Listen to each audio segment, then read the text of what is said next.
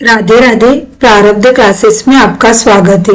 हम इस क्लास में यूजीसी नीट और एमपी सेट को टारगेट करके पेपर 2 की तैयारी कर रहे हैं हिंदी साहित्य की। तो हम 2022 का प्रश्न पत्र सॉल्व कर रहे थे। हमने 2 क्लासों में 30-30 प्रश्नों का स्लॉट कंप्लीट किया था और आज हमारी अंतिम क्लास है पेपर 2022 की। आज हम जो बचे हुए 40 क्वेश्चन इस क्लास में कंप्लीट करेंगे। मैं बिल्कुल डिटेल थ्योरी में आपको पढ़ा रही हूँ, जिससे आपको सारे प्रश्न अच्छे से मैं प्रश्न के साथ साथ जितने भी विकल्प है हम उन चारों विकल्पों को भी डिटेल से पढ़ रहे हैं। मैं सिर्फ आपको प्रश्न ही नहीं सॉल्व करवा रही हूँ, मैं आपको ये भी बता रही हूँ कि आपके आने वाले जो 2025 का पेपर होगा उसमें प्रश्न किस प्रकार से इस बार पूछे जाएंगे। तो पूरा हम उसी तरीके से इन पेपर को सॉल्व कर रहे ताकि अगर इसी प्रकार के प्रश्न अगर हमारी परीक्षा में पूछे जाएंगे तो हम आसानी से करके आ जाएंगे।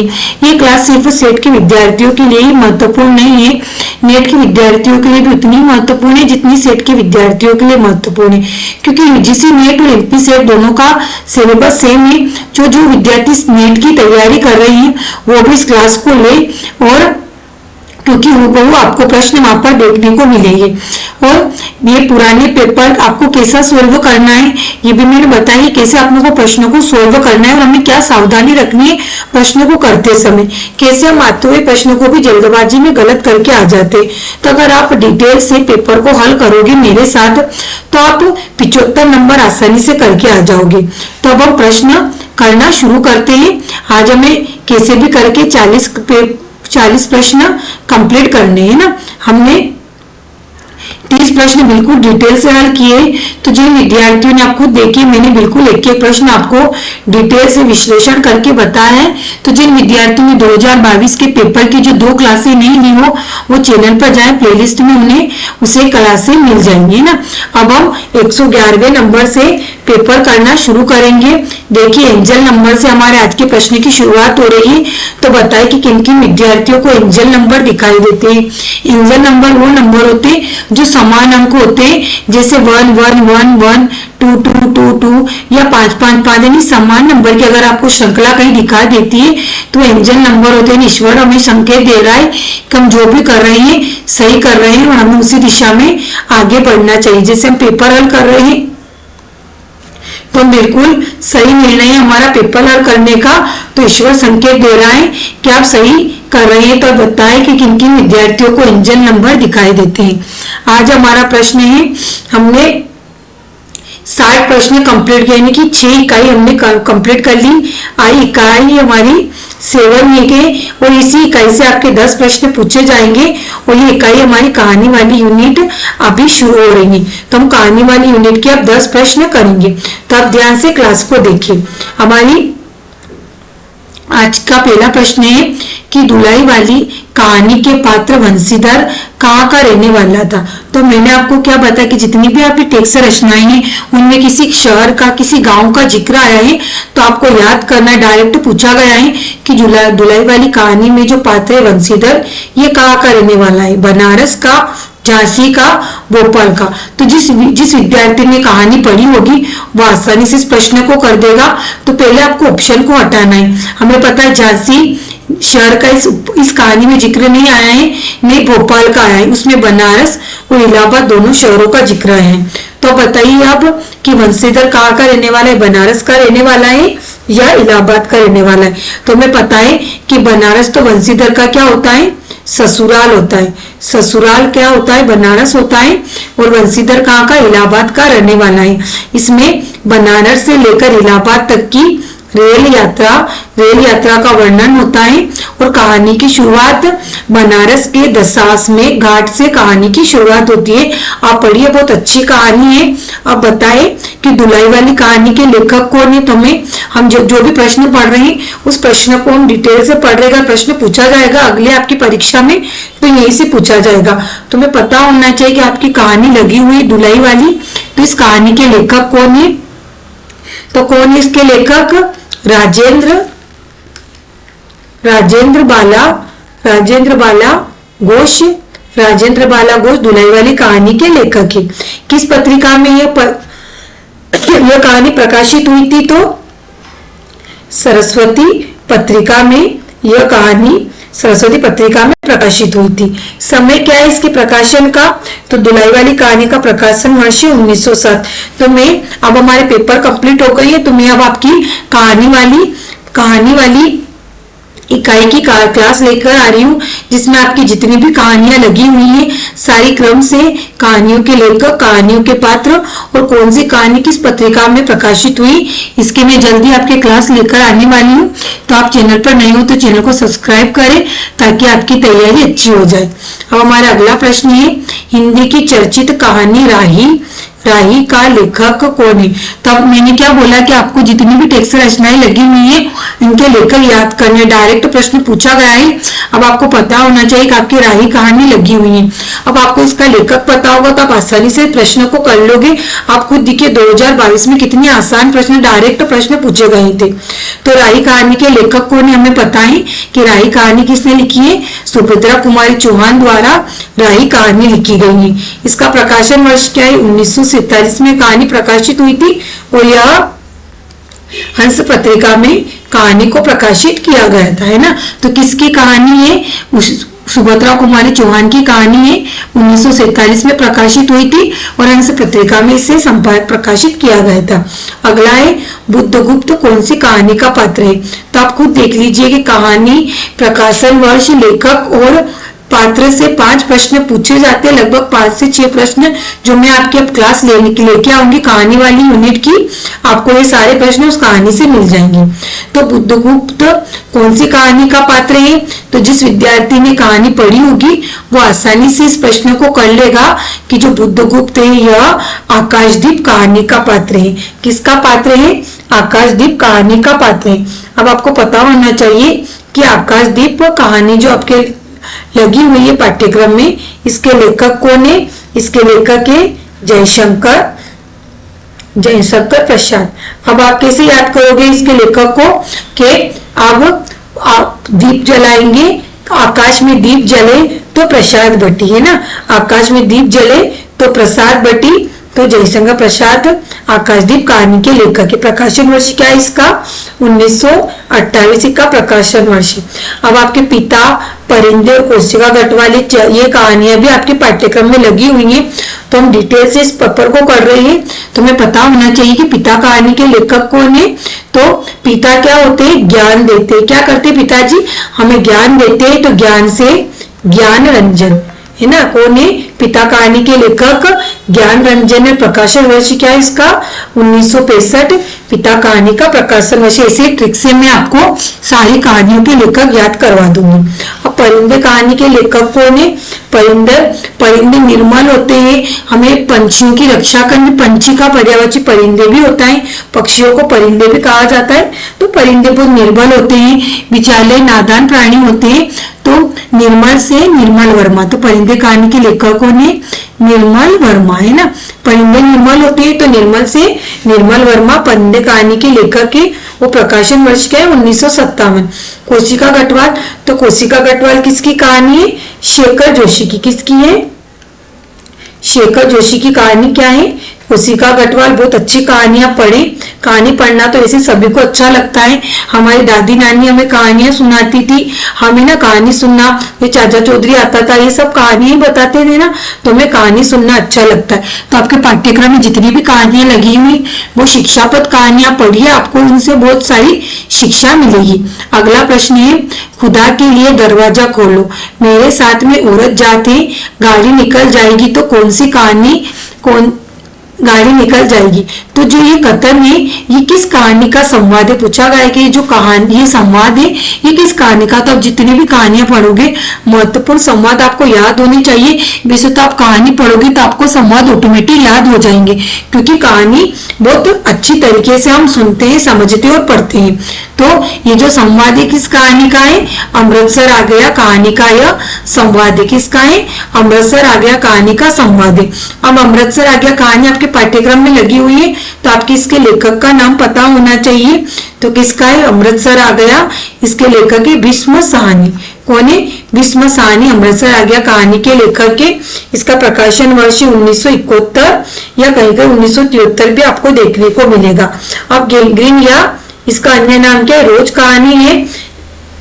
गैंग्रीन कहानी का भी एक प्रश्न आपके यूनिट 2 वाला जो प्रश्न हम कर रहे थे उसमें भी देखा था आपने। तो गैंग्रीन रोज कहानी के लेखक कौन है? अज्ञेय। कौन है? अज्ञेय की कहानी है और प्रकाशन वर्ष क्या है इसका? 1934 प्रकाशन वर्ष है। अगला उसने कहा था, तो उसने कहा था कहानी आपके पाठ्यक्रम में लगी हुई है और ये किसकी है? चंद्रधर शर्मा गुलेरी जी की कहानी। किसकी? चंद्रधर शर्मा गुलेरी के प्रकाशन का है उसका 1955। और आकाशदीप अभी बताया था मैंने कौन इसके लेखक? जयशंकर प्रसाद को। ये जयशंकर प्रसाद की कहानी आकाशदीप और प्रकाशन वर्ष 1928। तो ये चारों कहानी आपके पाठ्यक्रम में लगी हुई है। तो आपको कहानी का प्रकाशन वर्ष लेखक याद होना चाहिए और कहानी किस घटना पर आधारित हुई है ये भी आपको याद होना चाहिए। यहीं से आपके प्रश्न बनेंगे। अगला प्रश्न है आपका हामिद मेले में से क्या लाया? तो इतना आसान प्रश्न है कि ये स्कूल में भी हमारे कहानी थी, वो सभी को पता है कि हामिद मेले में से क्या लाया था? हामिद मेले में से चिमटा लाया था। तो अब ये 2022 का प्रश्न है। इतना आसान प्रश्न अब आपके 2025 में नहीं पूछा जाएगा, है ना। तो पहले आपको पता होना चाहिए कि हामिद किस कहानी का पात्र है। तुम्हें पता है हामिद किस कहानी का पात्र है? हामिद ईदगाह किस कहानी का पात्र है? हामिद ईदगाह कहानी का पात्र। किस कहानी का पात्र है? ईदगाह कहानी का पात्र है। किसकी कहानी है? यह हमारे प्रेमचंद्र जी की कहानी है ना। प्रेमचंद्र की कहानी है। प्रकाशन वर्ष क्या है इसका? 1933 प्रकाशन वर्ष है। अब इसमें ईदगाह कहानी में बाल पात्र हैं, तो आपको याद होना चाहिए कि कौन कौन सी इस कहानी में बाल पात्र हैं और वो सभी बाल पात्र मेले में गए थे तो क्या खरीद के लाए हैं। क्योंकि जोड़ी में प्रश्न नेट में कितनी बार पूछा गया है, तो अब 2025 में अगर प्रश्न पूछा गया ईदगाह से तो लगभग जो मैं अब प्रश्न आपको बताने वाली हूँ इस प्रकार का प्रश्न पूछा जाएगा। तो अब ध्यान से आप क्लास को देखिए, है ना। तो हामिद के साथ मेले में कौन कौन से गया था, तो आपको पता होना चाहिए कि ईदगाह कहानी में कौन कौन से बाल पात्र। एक तो हामिद है जिस पर एक पूरी कहानी केंद्रित है, और क्या है इसमें? एक तो नूरे है, नूरे पात्र है इसमें। एक है सम्मी है, एक है महमूद है और एक क्या है? मोहसिन। ये बाल पात्र इस कहानी के, है ना। अब ये सब गए थे हामिद के साथ मेले में, तो नूरे क्या लाया था? नूरे लाया था वकील को लेके आया था, नूरे वकील लेकर आया था। सम्मी क्या लाई थी? सम्मी लाई थी खंजरी या धोबी, है ना। दोनों में से खा सकते। खंजरी लाई थी या धोबी लाई थी। महमूद क्या लेकर आया था? महमूद सिपाही लेकर आया था। क्या लेकर आया था? महमूद चिमटे मेले में से सिपाही लेकर आया था। और मोहसिन क्या लेकर आया था? मेले में से मोहसिन बिश्ती लेकर आया था। क्या आया था? बिश्ती लेकर आया था। तो अब आपसे प्रश्न कैसे पूछे जाएंगे और ये पात्र के नाम दे देंगे। इधर जो सामान बच्चे खरीद के लाए थे मेले में से वो दे देंगे और पूछा जाएगा कि निम्न को उनके खिलौनों से मिलान कीजिए। क्या आएगा? निम्न को उनके खिलौनों से मिलान कीजिए। तो अगर आपको पता होगा कि कौन क्या खरीद के लाया था तो यही प्रश्न आपसे इस प्रकार का प्रश्न परीक्षा में इस बार पूछा जाने की पूरी संभावना है, क्योंकि अब पेपर का पैटर्न बदल गया है। 2024 से कंपटीशन तगड़ा है। 2024 का पेपर आपने देखा होगा कि लगभग नेट के पैटर्न को पूरा छू रहा था। इस बार हुबहू प्रश्न आपको नेट के अनुसार ही देखने को मिलेगा, है ना। इसीलिए मैं बोल रही हूँ कि आपको नेट के जितने भी लगभग आपको 2020 से लगाकर 2000 अभी भी आपके संवाद समय अगर आप 2020 से लगाकर 2024 तक यानी कि 2025 जून तक के यूजीसी नेट के पेपर हिंदी साहित्य का अगर आप सोल्व कर लेते हो तो आप आसानी से 75 से ज्यादा प्रश्न आप हिंदी में करके आ जाओगे ना।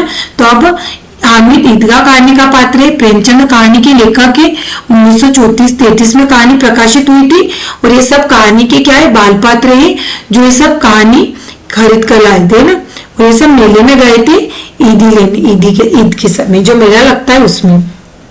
अगला प्रश्न है, हमारे समाज में बड़े बूढ़े लोग जैसे बहू बेटियों के निजी जीवन को स्वच्छंद रखने देने के लिए अपना अधिकांश समय बाहर व्यतीत करते हैं। तो प्रस्तुत अवतरण किस कहानी का है? तो जिस विद्यार्थी ने कहानी पढ़ी होगी वो बहुत आसानी से इस प्रश्न का उत्तर दे देगा। यह कथन किस कहानी का है? यह कथन पिता कहानी का है। किसका? पिता कहानी का कथन लिया गया है ना।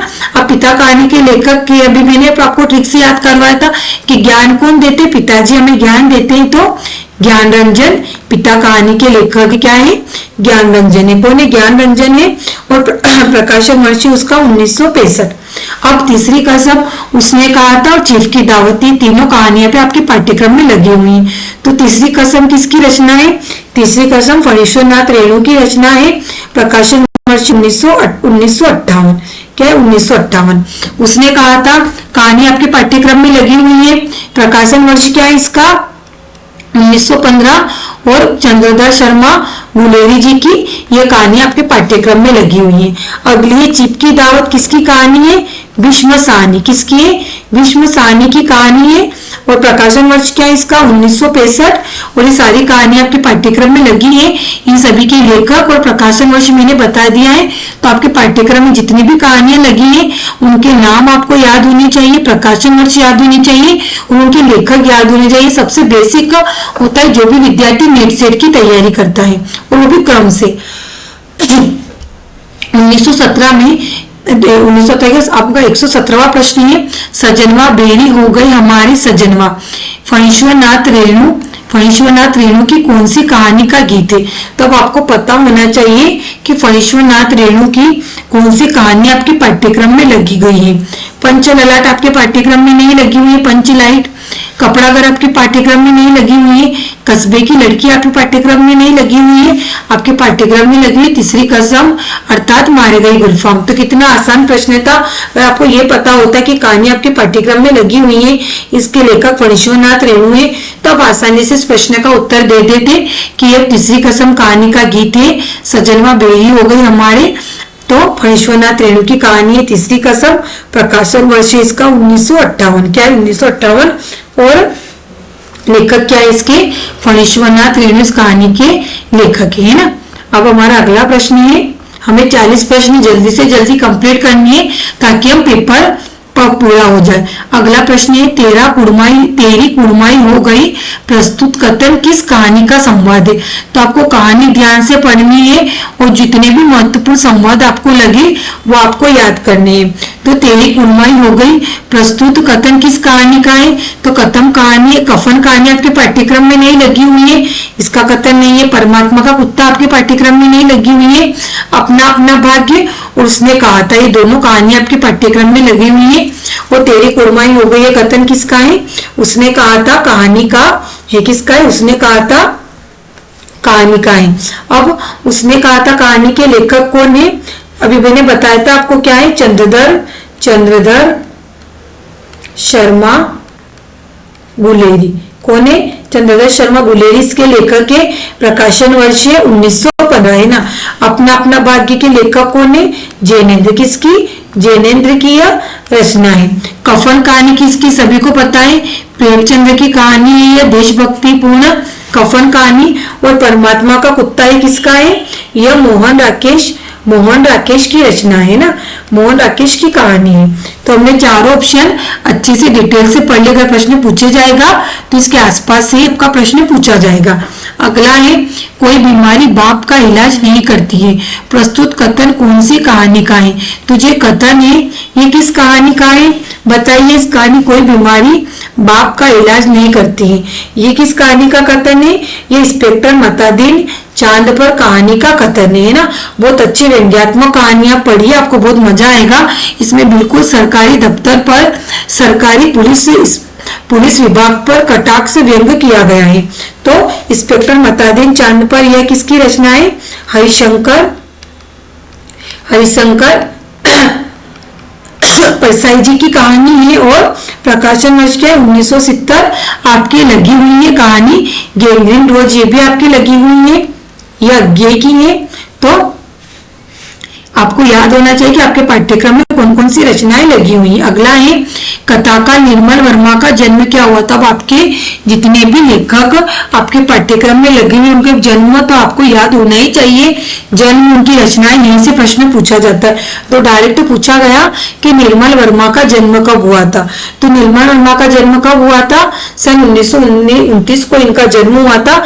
अब निर्मल वर्मा की कौन सी कहानी आपकी लगी हुई है पाठ्यक्रम में? तो मैंने क्या बोला था कि परिंदे निर्मल होते हैं। तो परिंदे कहानी आपके पाठ्यक्रम में लगी हुई निर्मल वर्मा की।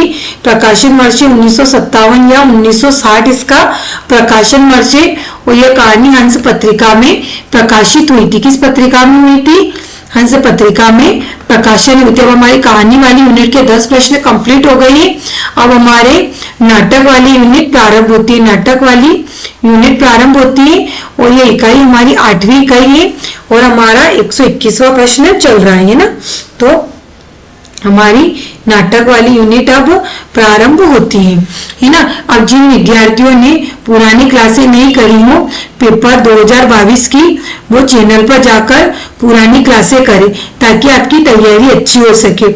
आपको जाना है, सबसे पहले तो आपको चैनल को सब्सक्राइब करना है और बेल आइकन को प्रेस करना है ताकि आपको आने वाली सभी वीडियो का नोटिफिकेशन समय पर मिलते रहे। अब आपको चैनल पर जाकर ये प्लेलिस्ट वाला ऑप्शन आपको दिखेगा मोबाइल में, इस पर आपको क्लिक करना है। यहाँ पर आपको सारी क्लासों की प्लेलिस्ट मिलेगी। ये मैंने इकाई यूनिट 2 के लिए आपकी PYQ सीरीज की क्लासेस शुरू करी है और जो पेपर मैंने 2024 का आपको सोल्व कराया सेट का, वो तीनों क्लासें आपको यहाँ इसी प्लेलिस्ट में मिलेगी। 2022 की भी मैंने आपको जो तीन क्लासों में 2022 का पेपर सोल्व कराया है, तो तीनों क्लासें भी आपको इस वाली प्लेलिस्ट में मिलेगी। क्योंकि PYQ की श्रृंखला है तो उसमें जितने भी अपन पुराने प्रश्न करेंगे वो सारे क्लासें आपको इसी में मिलेगी।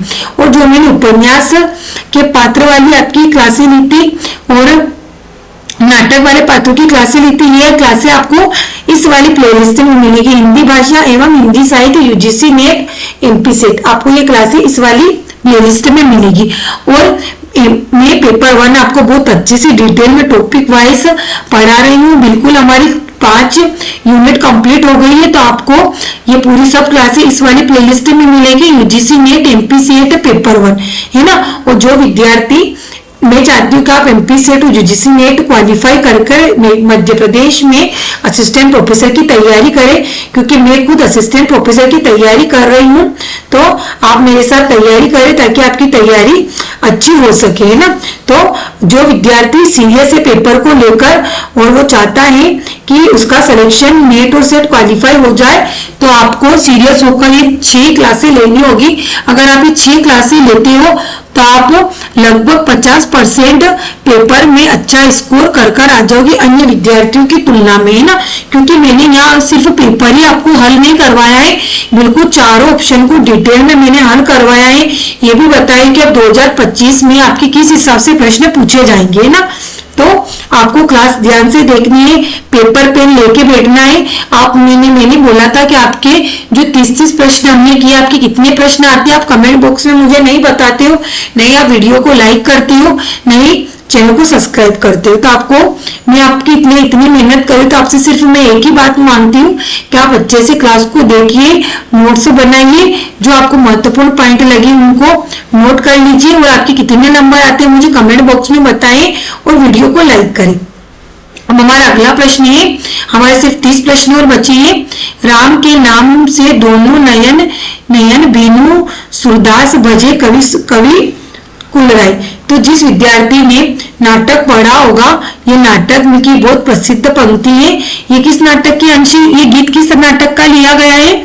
तो ये लिया गया है, मैंने आपको बताया था किस नाटक का अंश है। या बताएं आप किस नाटक का है? अंधेरी नगरी नाटक का अंश। किस नाटक का है?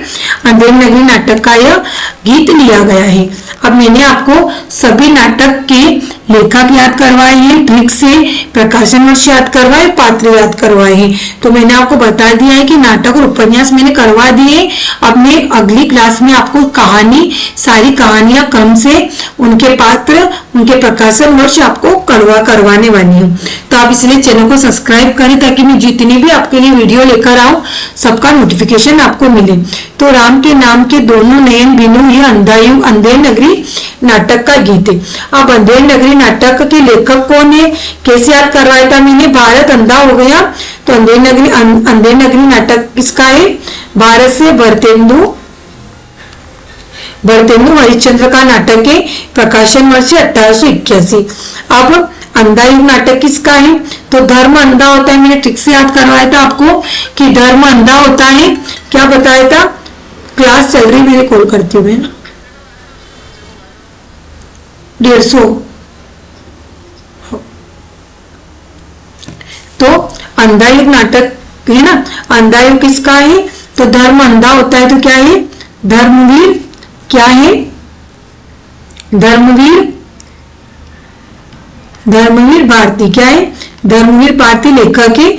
अंधायुग नाटक के प्रकाशन वर्ष है 1955, क्या है, 1955 है। अब मैंने चंद्रगुप्त स्कंदगुप्त नाटक का किसे याद कराया था कि चंद्रगुप्त स्कंदगुप्त ध्रुव स्वामी की आप कथा सुनोगे तो आपको प्रसाद मिलेगी, तो प्रसाद से जयशंकर प्रसाद, क्या है, जयशंकर प्रसाद कहानी इस नाटक के लेखक है ना, और इसका प्रकाशन वर्ष क्या है 1931, और इसका है स्कंदगुप्त का है 1928, इसके प्रकाशन वर्ष है।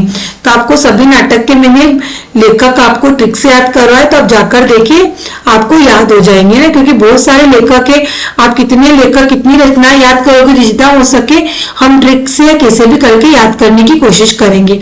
स्थान तक्षशिला के गुरुकुल का मठ, चाणक्य और सिंहरण। उक्त स्थान संकेत किस नाटक के प्रथम अंक के प्रथम दृश्य से संबंधित है, तो किस नाटक का है यह, तो तक्षशिला स्थान किस नाटक में आया है, यह जब नाटक शुरू होता है वहीं पर ये दिया गया है कि स्थान तक्षशिला के गुरुकुल का मठ, चाणक्य और सिंहरण। तो अगर आपको पता होगा कि चाणक्य और सिंहरण किस नाटक के पात्र है, तो भी आप आसानी से इस प्रश्न को कर लोगे। तो ये जो यह अंक कहाँ का, चंद्रगुप्त नाटक से लिया गया है। तो चंद्रगुप्त स्कंदगुप्त और ध्रुव स्वामी की आप कथा सुनोगे तो आपको क्या मिलेगी, प्रसाद मिलेगी। तो जयशंकर प्रसाद के आपके 3 नाटक लगे हुए हैं, जयशंकर प्रसाद के आपको याद होने चाहिए।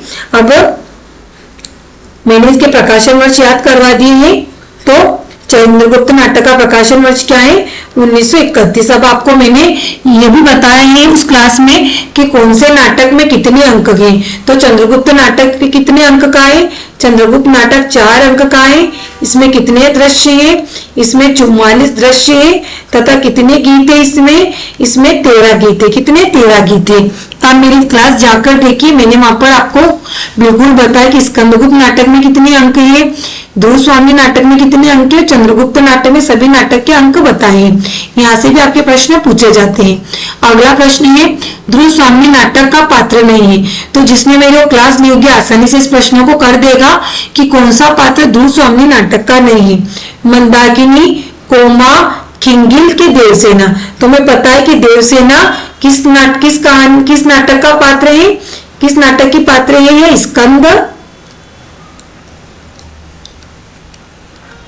स्कंदगुप्त नाटक की पात्र है देवसेना, है ना। तो जो हमारे तीनों पात्र है किसके, ध्रुव स्वामी नाटक है। किसका नाटक है, जयशंकर प्रसाद का नाटक है ना, जयशंकर प्रसाद का नाटक है ध्रुव स्वामी। और देवसेना किस नाटक की पात्र है, यह स्कंदगुप्त नाटक की पात्र। तो मेरी क्लास जाकर लिख लीजिए। 5 प्रश्न आपको हर बार देखने को मिल रहे पात्र के, तो कितने महत्वपूर्ण यूनिट है ये आपको सोच समझ के तैयारी करनी है ना। जो कुछ सुंदर था, शुभ था, कोमल था, वो हार गया, द्वापर युग बीत गया। उक्त कथन का गायन अंधायुग नाटक के किस अंक से लिया गया है, तो अंधायुग नाटक के किस अंक से लिया गया है, पहला, दूसरा, तीसरा, चौथा। तो अंधायुग नाटक के पहले अंक से ही किसका लिया गया है, अंधायुग नाटक के पहले अंक से यह गीत लिया गया है। अब अंधायुग नाटक के लेखक को ने कैसे बताया था मैंने कि धर्म अंधा होता है, तो धर्मवीर भारती नहीं, अंधायुग नाटक के पात्र अंधायुग नहीं, धर्मवीर भारती नहीं, इसके धर्मी भारती तो अंधेरी नगरी के है ना, अंधेरी नगरी के अंधा युग के हैं भारतेंदु। कौन है, सॉरी बात गलत हो जाती है, मुझसे भी गलती। अंधा युग नाटक के लेखक कौन है, भारतेंदु जी। प्रकाशन वर्ष 1881। अब पूछा गया है कि किस अंक का है, तो आपको याद होना चाहिए कि अंधा युग नाटक के कितने अंक है। यह नाटक 5 अंकों में विभाजित है ना। आपको 5 अंक को क्रम से याद भी करना है, ये भी प्रश्न पूछा जाता है। तो आप मेरी क्लास लीजिए, मैंने वहां पर आपको सारे अंक भी याद करवाए हैं नाटक के। अगला है आपका कि सिंदूर की होली नाटक की 2 स्त्री पात्र बताइए। तो सिंदूर की होली नाटक के कौन स्त्री पात्र है, चंद्रकला मनोरमा, मनोरमा अर्चना, चंद्रकला अर्चना और चंद्रकला और चंद्रप्रभा। तो क्या है हमें पता है, आपने मेरी क्लास ली है पात्र वाली, तो आप आसानी से इस प्रश्न को कर दोगे। सिंदूर की होली नाटक के कौन से 2 स्त्री पात्र हैं, चंद्रकला है और मनोरमा। क्या है, चंद्रकला और मनोरमा सिंदूर की होली नाटक की स्त्री पात्र हैं।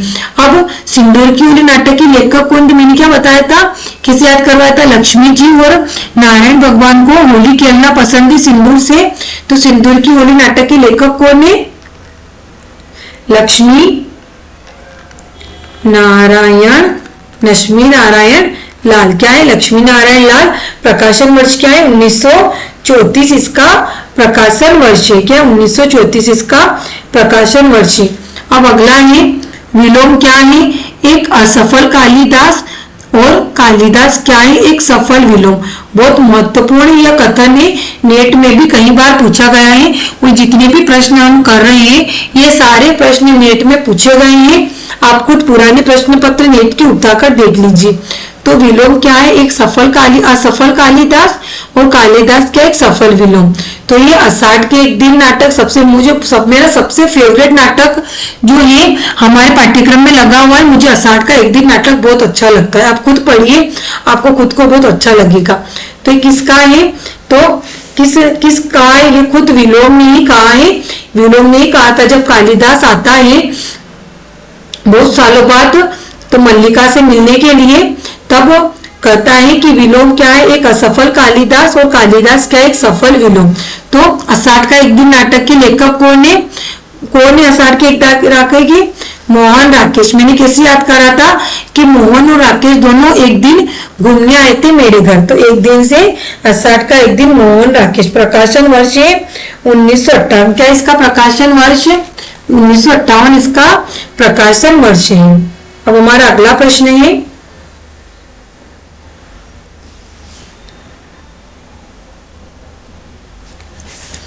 यह नाटक इब्राहिम अलकाजी के साथ इस बातचीत के बाद लिखा गया था कि हिंदी में आम आदमी का समसामयिक नाटक नहीं है।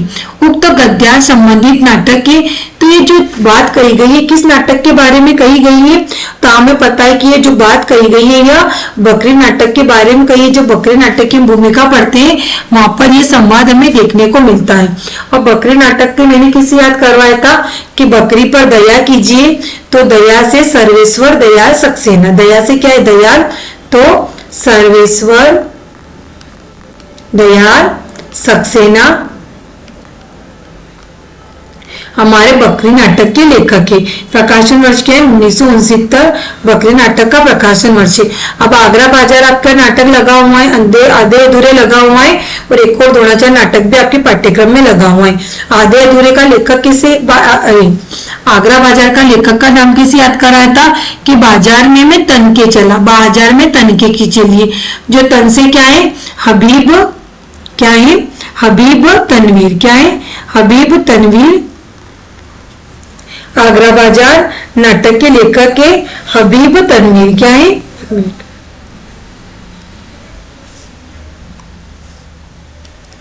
हबीब तनवीर आगरा बाजार नाटक के लेखक है। आधे अधूरे तो कैसे याद कराया था हमने, आधे अधूरे कि मोहन और राकेश 2 भाई थे, दोनों दोस्त थे और दोनों आधे अधूरे थे, एक दूसरे के बारे में आधी अधूरी बातें जानते थे। तो मोहन राकेश आधे अधूरे नाटक के लेखक है। एक और द्रोणाचार्य की क्या है, शंकर शेष। तो द्रोणाचार्य ने शंकर जी के बारे में शिक्षा दी। तो शंकर शेष क्या है, शंकर शेष एक और द्रोणाचार्य नाटक के लेखक के प्रकाशन वर्ष 1977। अब आपको याद होना कौन कौन से नाटक आपके पाठ्यक्रम में लगे हुए हैं। अगला है धीरे धीरे अंधकार अंधकार में बच्चे के रोने की सिसकने की आवाजें आती हैं। धीरे धीरे प्रकाश 7-8 वर्ष का अश्वत्थामा जमीन पर पांव घिस लाता चमल रहा है। उक्त दृश्य परिवर्तन की सूचना किस नाटक की है? तो ये कथन है किस नाटक का है? यह कथन किसका? एको द्रोणाचार्य नाटक का, क्योंकि अश्वत्थामा किस नाटक का पात्र है? एको द्रोणाचार्य नाटक का पात्र। तो आपको नाटक को ध्यान से पढ़ना है और आपको महत्वपूर्ण कथन याद करने हैं। अब एको द्रोणाचार्य भी मैंने बताया था किसका नाटक है? शंकर शेष का नाटक है ना।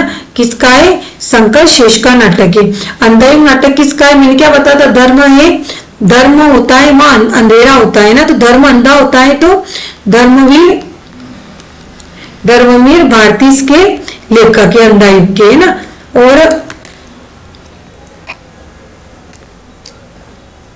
महाभोज का क्या है?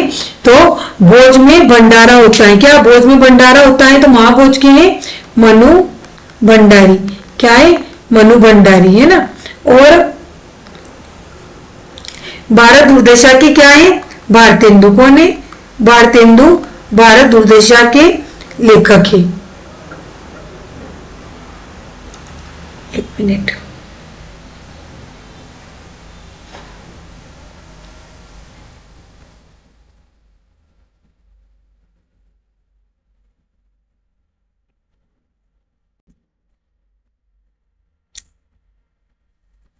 अंधायुग के धर्मवीर भारती नहीं है, मैं बार बार कंफ्यूजन हो रही है अंधेरे अंधेरे में। अंधायुग नाटक के लेखक कौन है? भारतेंदु। कौन है? भारतेंदु है। और अंधेर नगरी के लेखक है धर्मवीर भारती है ना। धर्मवीर भारती अंधेर नगरी नाटक के लेखक है ना। तो मेरे से कोई मिस्टेक हो गई थी, मैंने सही कर दी। तो आपको इसे डिटेल में पढ़ना है, तभी आप अपनी खुद की गलती भी आप पकड़ लोगे ना। अब मैंने डिटेल में पढ़ा था तो ही मुझे डाउट लगा कि गलती हो जाती है, पर आप ऐसे पढ़िए कि आपकी गलती को भी आप खुद पकड़ ले। अब निम्नलिखित में से कौन सा विकल्प असत्य है? तो अगर आपने नाटक ठीक से पढ़ा होगा तो बहुत आसान प्रश्न आप आसानी से कर लोगे। अगर आपने मेरी वो नाटक वाली क्लास ली होगी पात्र वाली, तो स्थान दिल्ली की अंजलि दीदी के बंगले की बैठक और खाने का कमरा। पहला अंक गर्मियों में एक दिन, दूसरा अंक 20 वर्ष के बाद सर्दियों का एक दिन, और तीसरा अंक 25 वर्ष बाद बरसात का एक दिन। तो पहले आपको पता होना चाहिए कथन पूछे गए हैं किस नाटक के पूछे गए हैं? अंजू दीदी। किसके? अंजू दीदी नाटक के कथन पूछे गए हैं है ना। अंजू दीदी नाटक के लेखक कौन है? उपेंद्रनाथ अश्क अंजू दीदी नाटक के लेखक है। अब जो अंजू दीदी नाटक, इस नाटक में कितने अंक है? 2 अंक है ना। 2 अंक इस नाटक में 2 अंक है। जब 2 अंक है नाटक में, तो तीसरा अंक तो यहीं से गलत हो गया, तो यही ऑप्शन हमारा असत्य होगा। इसमें 2 अंक है। पहला अंक में गर्मियों से शुरू होता है दिन, और दूसरा अंक 20 वर्ष बाद। ये भी ध्यान रखना है कि दूसरा अंक प्रश्न पूछा जा सकता है कि अंजू दीदी नाटक में जो दूसरा अंक है वो कितने वर्ष बाद शुरू होता है? 20 वर्ष बाद होता है। और सर्दियों के दिन से दूसरे अंक की शुरुआत होती है, और पहले अंक की शुरुआत गर्मियों के दिन से होती है। दिल्ली में अंजलि दीदी के बंगले की बैठक वो खाने के कमरे स्थान है इसमें। तो आपको ऐसे प्रश्न 2025 में पूछे जाएंगे, तो आपको बिल्कुल ध्यान से प्रश्नों को पढ़ना है, समझना है।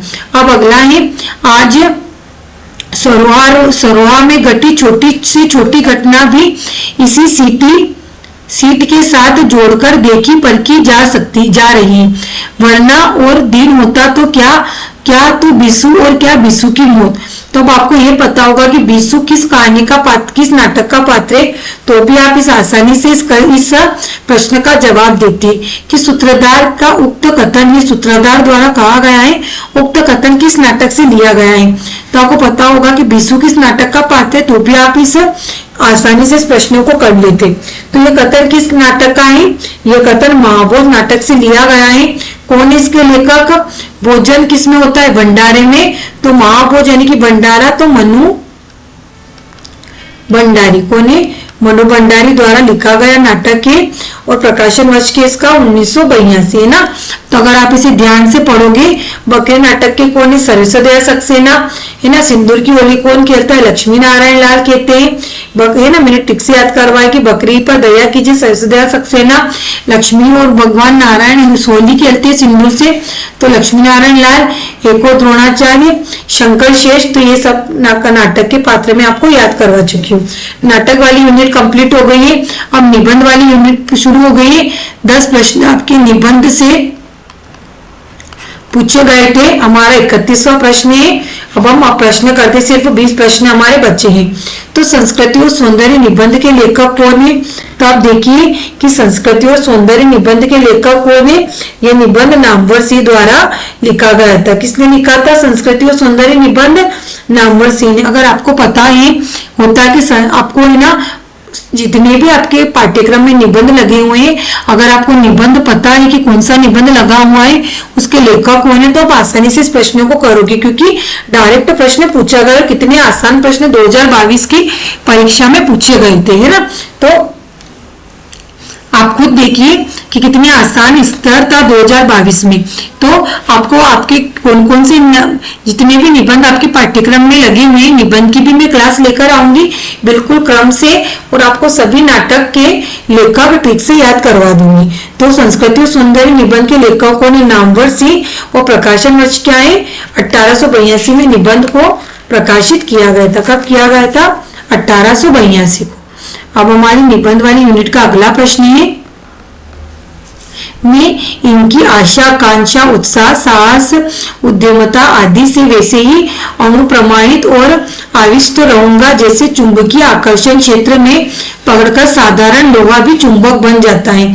तो ये निबंध किस अंश से लिया गया है? तो ये निबंध उत्तरा फाल्गुनी निबंध से लिया गया है। कहां से लिया गया? उत्तरा फाल्गुनी के आसपास निबंध आपके पाठ्यक्रम में लगा हुआ है और यह कथन इसी से लिया गया है। ये किस इसके लेखक कौन है? उत्तरा फाल्गुनी के आसपास यह कुबेरनाथ राय इसके लेखक है। कुबेरनाथ राय द्वारा निबंध लिखा गया है और प्रकाशन वर्ष इसका 1973 है ना। क्या है प्रकाशन वर्ष? 1973 प्रकाशन वर्ष है। कविता क्या है? निबंध के लेखक कौन है? शुक्ल। कविता के निबंध के लेखक है आचार्य रामचंद्र शुक्ल, है ना। तो आपको पता होना चाहिए कि आपके पाठ्यक्रम में कौन कौन से निबंध लगे हुए हैं। अगला है, इनका जीवन बर्फ की पवित्रता से पूर्ण और वन की सुगंध से सुगंधित है। इनके मुख, शरीर और अंतःकरण में सफेद उनकी बर्फ परत और भेड़ सफेद, है ना। तो पंक्ति के लेखक हो रहे तो भेड़ से, है ना, अब प्रकृति से, पवित्रता से। अगर आपने निबंध ध्यान से पढ़ा होगा तो आप आसानी से इस प्रश्न को कर लोगे, क्योंकि बहुत कथन भी बहुत आसान निबंध से उठाए गए, इतने डीप में नहीं पूछे गए जितने डीप में सेट 2024 में पूछे गए थे। तो यह जो कथन है किस पंक्ति है, किस निबंध की आपको पहले ये पता होना चाहिए कि पंक्तियां किस निबंध से ली गई है। ये पंक्तियां मजदूरी और प्रेम निबंध से ली गई, जो आपके पाठ्यक्रम में लगा हुआ है। अब मजदूरी और प्रेम निबंध के लेखक कौन है? इसके लेखक? सरदार पूर्ण सिंह, है ना। तो आपको पता होगा कि ये कथन कहां से लिया गया? मजदूरी और प्रेम निबंध से, और इसके लेखक के सरदार पूर्ण सिंह, प्रकाशन वर्ष 1912, है ना। तो इस प्रकार आपको डिटेल में सारी टेक्स्ट रचनाएं पढ़नी होगी ताकि आप कोई भी प्रश्न गलत करके ना हो। अगला है, प्रताप नारायण मिश्र के अधिकतर निबंध किस पत्र में प्रकाशित हुए? तो अब एग्जामिनर विद्यार्थियों को भ्रमित करने के लिए क्या करेगा? उसने प्रताप नाम से भी इसमें समाचार पत्र का नाम दिया है, ताकि विद्यार्थी कंफ्यूजन होकर प्रताप लगाकर आ जाए। पर अब मेरे विद्यार्थियों, मैं पेपर आपको इस तरह हल करवा रही हूँ कि आप ये छोटी छोटी गलती परीक्षा में ना करें। तो प्रताप इसका आंसर नहीं होगा, है ना। प्रताप नारायण मिश्र ने अधिकांश निबंध किस पत्र में लिखे थे? उनके ब्राह्मण पत्र में उन्होंने अधिकांश निबंध लिखे थे। तो आपको याद होना चाहिए कि ब्राह्मण पत्रिका में प्रताप नारायण मिश्र ने निबंध लिखे हैं। उठ जाग मुसाफिर लेखक के निबंध के लेखक कौन है?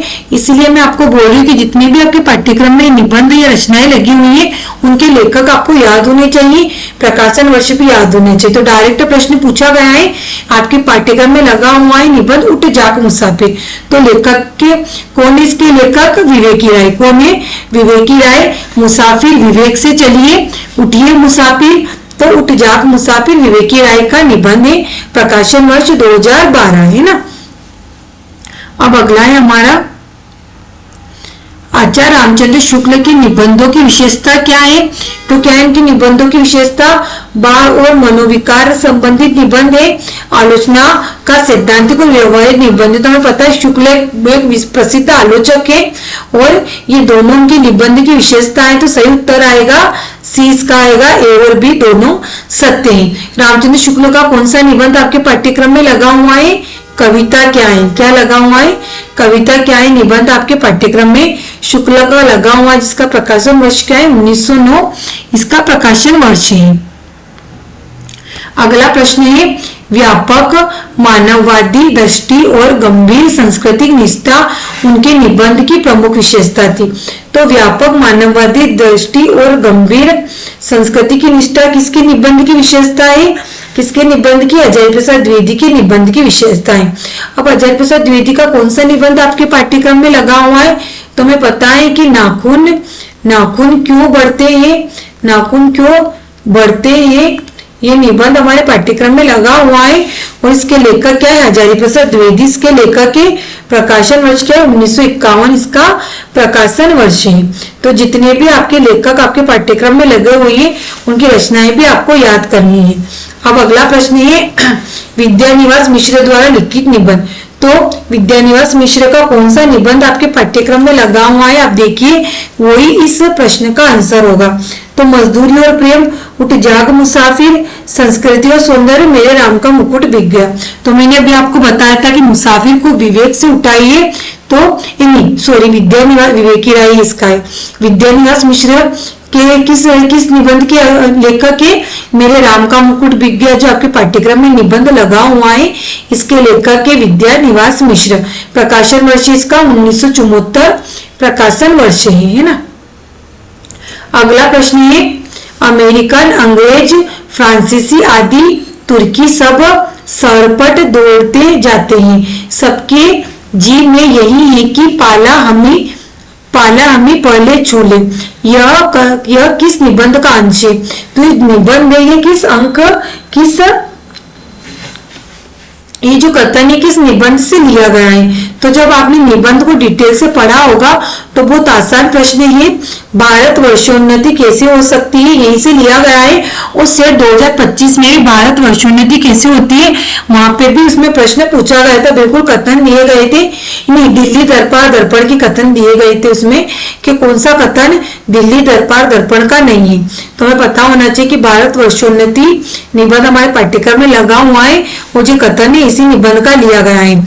इसके लेखक कौन है? हमें पता है भारतेंदु के निबंध हमारे पाठ्यक्रम में लगे हुए हैं।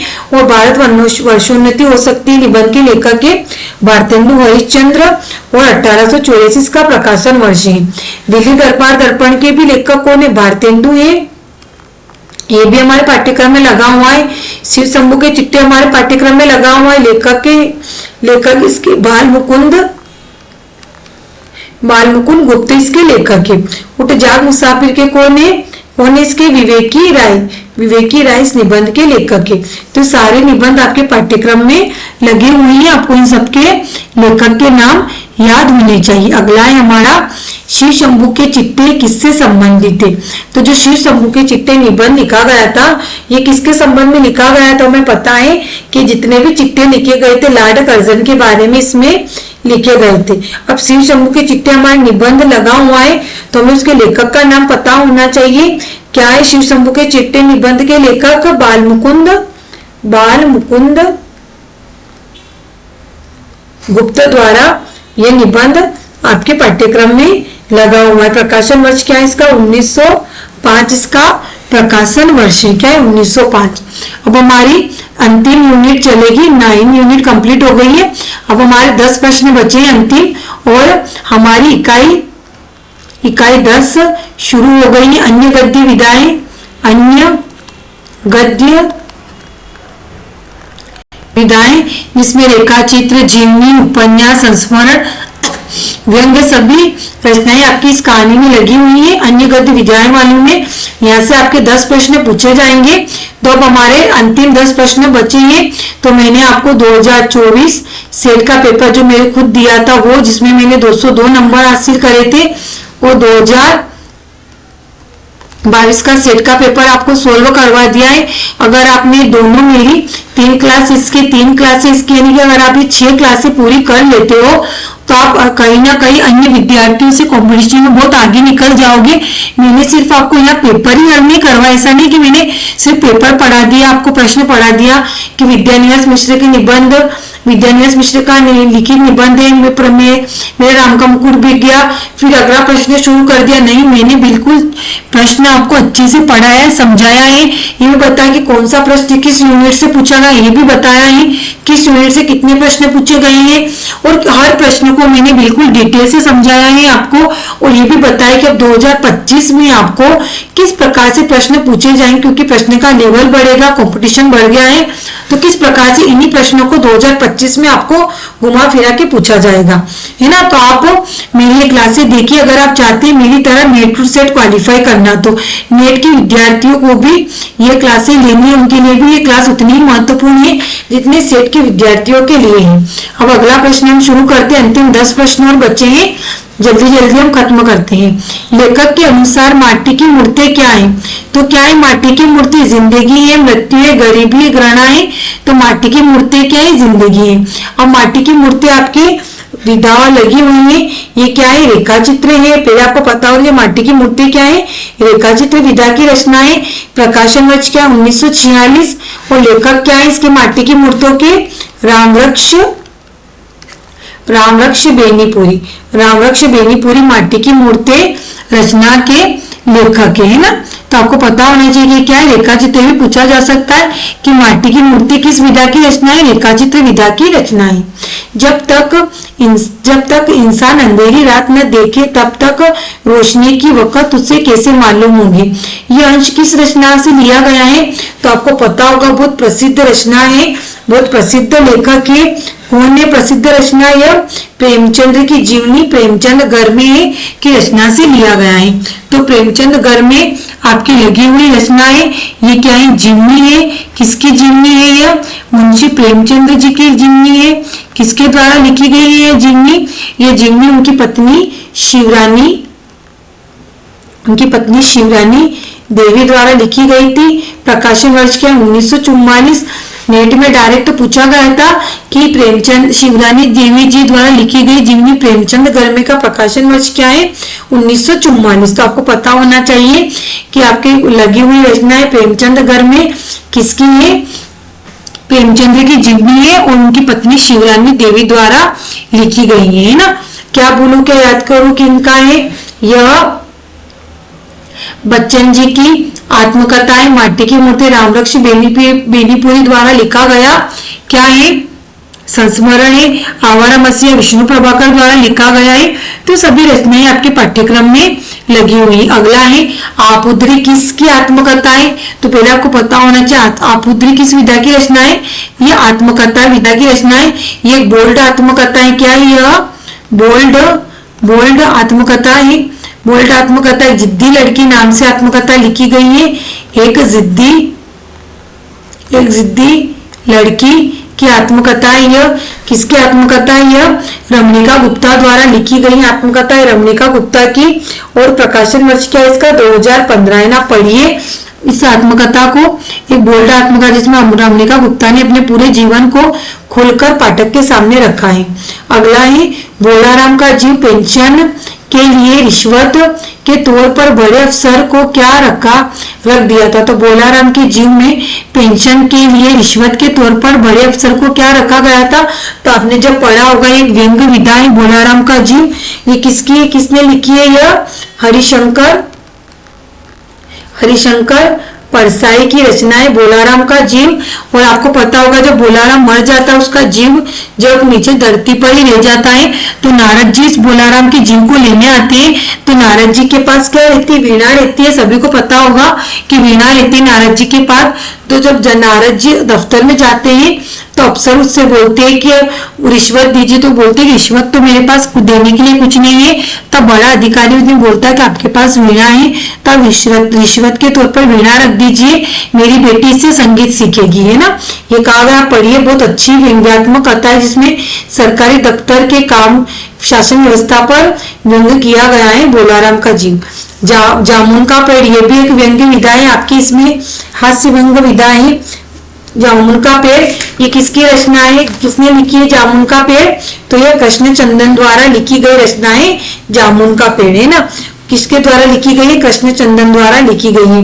और हरिशंकर परसाई की कौन सी रचना लगी हुई है, अभी बताई थी मैंने आपको कौन सी है, बोलाराम का जीव। अगला प्रश्न है हमारा, किसी भी शासक के दो प्रमुख अंग होते हैं, सुरक्षा और विधि व्यवस्था। यदि कायस्थों ने हिंदू शासन की विधि व्यवस्था संभाली होगी, सुरक्षा व्यवस्था क्षत्रिय संभालते होंगे, तो उन्होंने मुस्लिम शासन में भी यह कार्य किया होगा। यह पुस्तक किस पुस्तक का अंश है, तो आप बताइए किस पुस्तक से लिया गया है। यह बहुत प्रसिद्ध पुस्तक है, हरिवंश राय बच्चन की आत्मकथा है, क्या भूलू का याद करूं से लिया गया है ना। किसकी ये आत्मकथा है, आत्मकथा विधा की रचना है और किसकी है, हरिवंश राय बच्चन। कौन है, हरिवंश राय बच्चन जी की आत्मकथा है। कौन है हरिवंश राय बच्चन, किसके पिताजी है, ये हमारे महानायक अमिताभ बच्चन जी के पिताजी हैं हरिवंश राय बच्चन। और प्रकाशन वर्ष क्या था इसका, 1969, है ना, 1969 है। अगला प्रश्न है, मेरी तिब्बत यात्रा में प्रथम खंड कौन सा है, तो आपको याद होना चाहिए कि जो मेरी तिब्बत यात्रा 7 खंडों में है और प्रथम लगभग 5 से 6 खंड है इसके, इस कहानी के।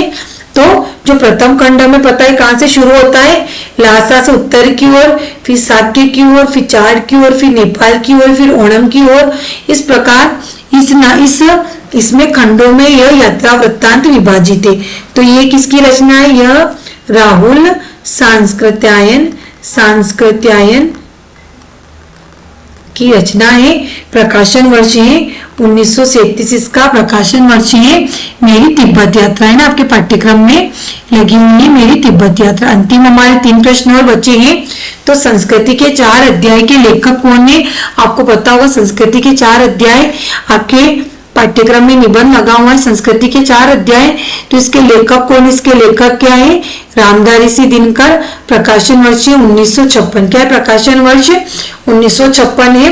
तो आपको मैंने बहुत डिटेल से पेपर हल करवाया है, अब मेरी मेहनत को जाया मत जाने देना और सारी 6 क्लासें आपको ध्यान से देखनी है। आपको खुद अभी कॉन्फिडेंस आ गया होगा, हमने दोनों पेपर हल करे, आपको पेपर का स्तर पता चल गया होगा कि 2022 में आप खुद देखिए कितने आसान प्रश्न पूछे गए थे और 2024 में फिर लेवल बढ़ा। वो 2024 में थोड़े पेपर का पूछने का तरीका थोड़ा कठिन कर दिया गया था, डीप में प्रश्न पूछे गए थे। और अब 2025 में मैंने बताया है कि आपको जोड़ी मिलान में क्रम से और बिल्कुल डीप में आपको प्रश्न 2024-25 में देखने को मिलेंगे। और जब मैं खुद आपको ऑफलाइन पेपर होगा सेट का, मैं खुद आपके लिए पेपर लेकर आऊंगी तो मैं एक पेपर को आपको डिटेल से बताऊंगी कि देखिए मैंने बताया था ये प्रश्न उसी यूनिट से वहीं से पूछा गया है। तो आप अभी भी मेरे कंटेंट को हल्के में मत लीजिए, भले मैंने पढ़ाना अभी शुरू किया है पर मेरा एक अनुभव है, ऐसे मैंने प्रथम प्रयास में सेट और नेट क्वालिफाई किए है ना, मेरा कुछ ना कुछ अनुभव रहा होगा। तो अब ये जीवनी लेखन किस घटना का चयन कीजिए। तो जीवनी लेखन करते हैं हम तो कौन सी घटनाएं करते हैं, तो इसमें जीवन की संवेदना की गहराई हो, है ना, अनुभव और श्रृंखलाबद्ध कलात्मक चयन हो, भावों को अलोडित करने की शक्ति हो। तो उपयुक्त सभी हमारा सरकारी ऑप्शन इसका आएगा कि सभी अंश जीवनी में होने चाहिए ना, ये सभी अंश जीवनी में होने चाहिए। अंतिम प्रश्न है हमारा, मुर्दैया किसकी आत्मकथा है ना। तो मुर्दैया क्या है, आत्मकथा है, बहुत अच्छी आत्मकथा है, पढ़िए मुर्दैया, आपको पता चलेगा कि कैसे दलित जीवनों पर कितने अत्याचार किए जाते थे। और पहले जो हमारे लेखक है तुलसीराम जी की आत्मकथाएं, तो उन्होंने कैसे दलित जीवन में रहते हुए भी आज इतने बड़े लेखक बने हैं, कितनी मुसीबतों का सामना करा, उनकी आंख चली गई थी, उन्हें मतलब कितना सारा दुख देखना पड़ा। तो सीखिए इन कहानियों से, आपको सीखने को मिलेगा बहुत कुछ। तो मुर्दैया किसकी आत्मकथा है? तुलसीराम की आत्मकथा है। प्रकाशन वर्ष क्या है इसका? 2010 से ये आत्मकथा विधा की रचना है ना। तो हमने बिल्कुल 100 प्रश्न कर लिए और हर एक प्रश्न हमने देखो बिल्कुल डिटेल में मैंने आपको पूरा पेपर सोल्व करा है। जिन विद्यार्थियों ने बिल्कुल ये पेपर जो मैंने करा, अगर आप ध्यान से 6 ही क्लासें लेते हो, 2024 की 3 क्लासें ये और 2022 की 3 क्लासें, अगर आपने 6 क्लासें ध्यान से मेरी देख ली तो आपका मैं लिख के देती हूँ कि नेट और सेट दोनों आप क्वालिफाई कर लोगे प्रथम प्रयास में।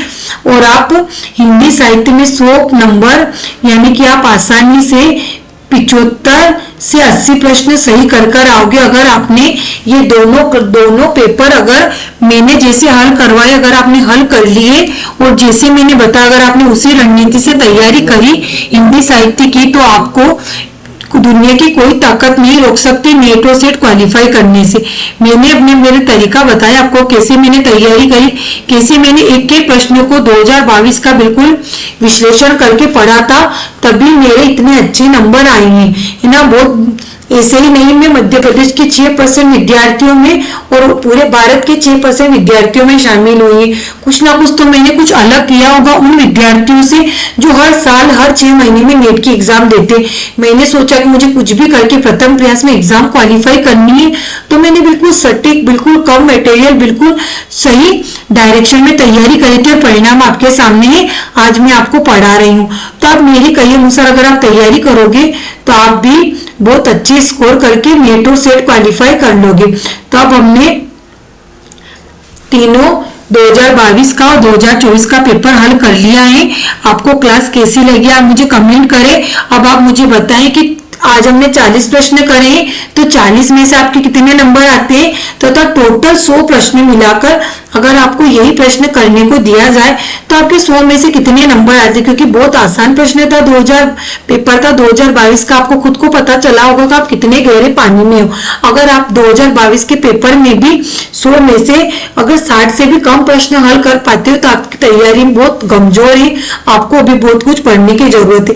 पर अगर आप इस पेपर में 80 प्रश्न सही करके कर लेते हो, 80 प्रश्न, तो आपकी तैयारी बहुत अच्छी है, आपको बस थोड़ा और पढ़ने की आवश्यकता है। तो आपको मैंने दोनों पेपर करवा दिए। मैं फिर एक बार विनती करती हूँ हाथ जोड़ के, अगर आप ये दोनों पेपर हल कर लेते हो तो आप बहुत अच्छा स्कोर करके आ जाओगे। अब मैं आपके लिए कहानी वाली क्लास लेकर आने वाली हूँ जल्दी ही, तो मिलेंगे अगली क्लास में। आपको क्लास कैसी लगी आप कमेंट बॉक्स में बताएं। वीडियो को लाइक करें, चैनल को सब्सक्राइब करें। धन्यवाद। राधे राधे।